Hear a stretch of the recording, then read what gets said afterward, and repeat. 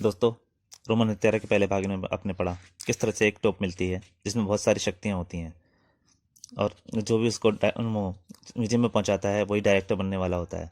तो उसके लिए सभी डिप्टी डायरेक्टर अलग अलग कोशिश करते हैं, परंतु वापस तिवारी द्वारा वो उसको म्यूजियम में पहुंचाया जाता है और उसी को डायरेक्टर नियुक्त कर दिया जाता है मेयर द्वारा। इधर ध्रुव अपनी कमांडो फोर्स का गठन कर रहा है, नहीं, जिसमें उसके लिए तैयारी कर रहे हैं, उसका सहयोग कर रहे हैं आईजी राजन सर। और परंतु उधर टोपलू द्वारा पहुंचने का और तिवारी जी को म्यूजियम का डायरेक्टर बनाने की वजह से उसके बाकी तीनों डिप्टी डायरेक्टर साथी बहुत नाराज हो जाते हैं।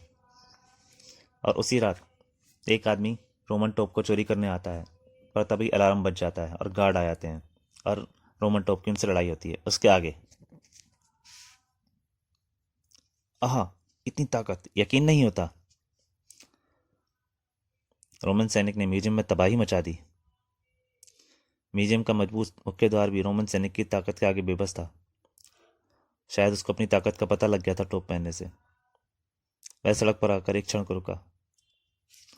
सामने से एक कार आ रही थी। उसने कार वाले को रुकने का इशारा किया। यही है क्या? कार में जो गाड़ी ड्राइवर बैठा था वो थोड़ा डर गया। यह तो मुझे रुकने का इशारा कर रहा है, पर रुकूंगा तो ये मुझको मार डालेगा। ड्राइवर का पैक एक्सीलेटर पर दबने लगा। स्पीडोमीटर की सुई उछलकर 90 पर थिरकने लगी, लेकिन कार उस रोमन सैनिक का कुछ नहीं बिगाड़ पाई। जैसे ही कार रोमन सैनिक के पास पहुंची, उसने उसको रोक लिया। कार एक झटके से रुक गई। तब अगले ही पर कार का ड्राइवर उछलकर बाहर आ गिरा और रोमन सैनिक कार एक झटके से आगे बढ़ी और अंधेरे में गुम हो गई। थोड़ी ही देर बाद पूरी सड़क पुलिस की गाड़ियों से भर चुकी थी। सुबह, और म्यूजियम के डायरेक्टर श्री तिवारी जी का दावा है कि रोमन टोप को पहनने वाले में आश्चर्य ताकत आ जाती है। ये अंधविश्वासी तो। अरे जाओ, अगर उससे भिड़ंत हो गई तो देखूंगी कौन बचाने आता है। तुम लटकती हुई आ जाना बंदरिया। मम्मी, भैया ने मुझे फिर से बंदरिया कहा। ठीक कहा। दिन डूबा, शाम ढली और रात गहराने लगी।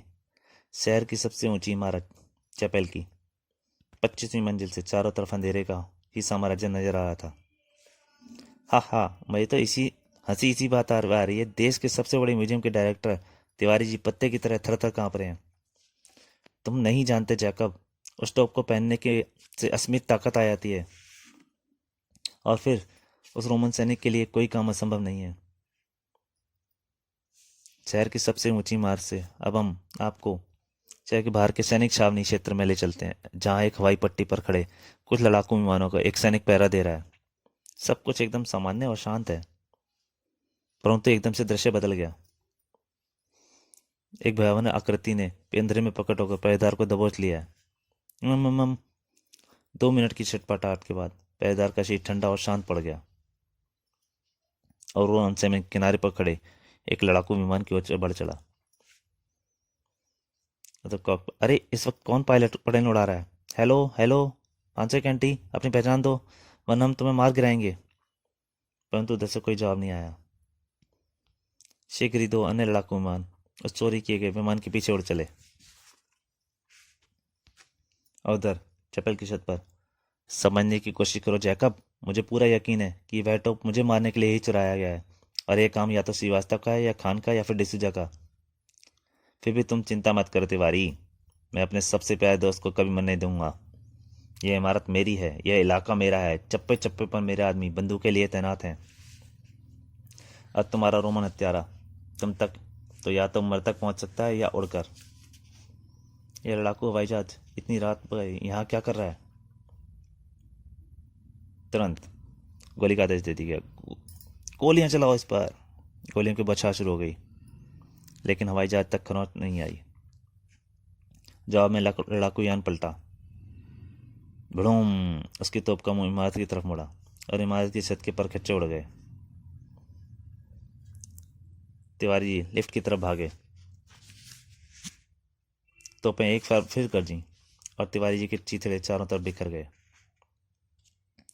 पीछा करने वाले लड़ाकू विमान अब दूर नहीं थे। उन्होंने देख लिया था। तुमने देखा राकेश? हाँ, अब और कोई चारा नहीं है। हमको इस विमान को नष्ट करना ही पड़ेगा, इसे समुद्र की तरफ खदेड़ो। यह खुद ही समुद्र की तरफ जा रहा है। चलो, इसने हमारा काम खुद आसान कर दिया, वरना इसके जलते हुए टुकड़े शहर में गिरते। दोनों लड़ाकू विमानों की तोपें लगभग एक साथ गिर जी। निशाना सच्चा था। तेज जलता हुआ तेज से पानी की तरफ गिरने लगा। और लेकिन रात के अंधेरे में किसी ने भी रोमन सैनिक को सकुशल बाहर निकलते नहीं देखा।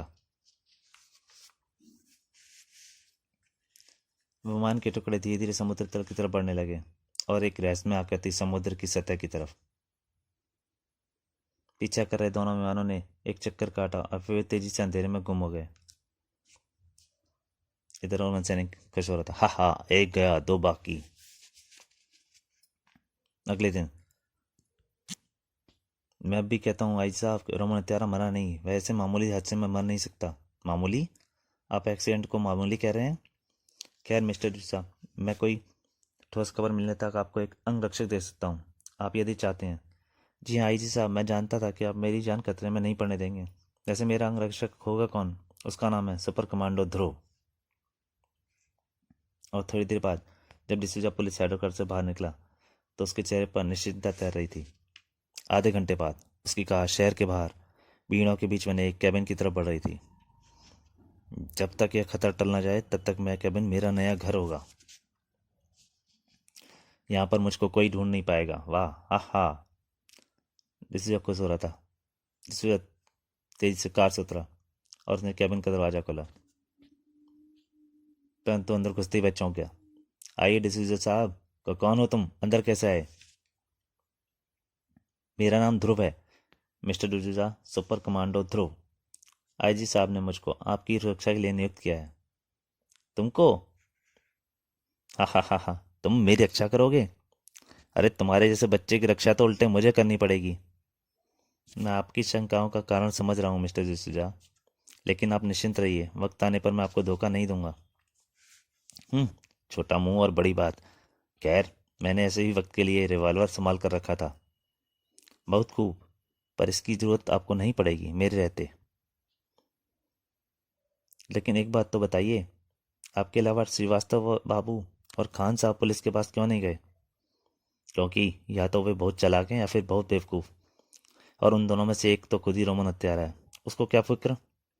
तब तक बाहर रोमन हत्यारा पहुंच चुका था।